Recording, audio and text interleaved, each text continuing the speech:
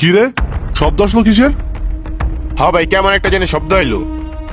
কিন্তু কেউ তো এখানে নাই, শব্দ আসলো কই দিয়া? আচ্ছা ভাই চলেন, কেউ তো নাই গা, তার ডেলিভারি দিতে হইব, দেরি হয়ে যেতেছে গা। চল তাইলে। শেষমেশ দুইটা তেল খাইয়া দিলাম। ওয়াও!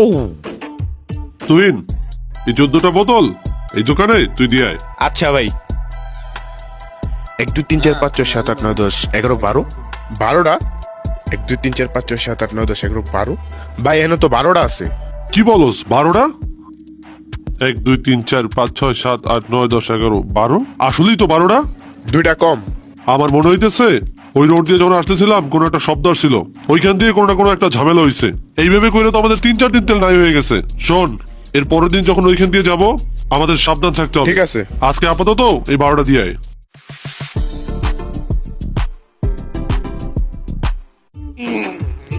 ভাইম্বে ধরেন ধরেন ধরেন ধরেন।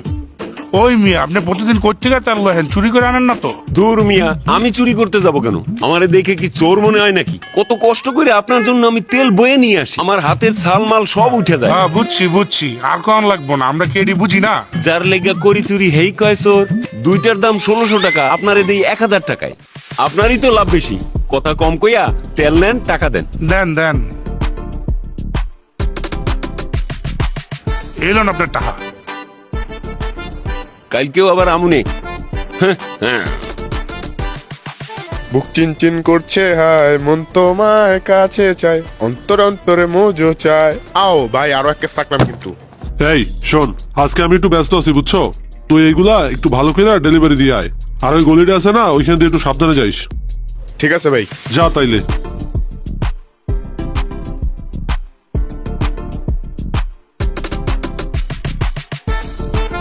ইউ, আজকেও দুইটা মাইরা দিলাম।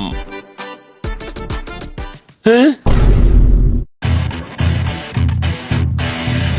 কিরে চাচা, এই লাইনে কতদিন ধইরা?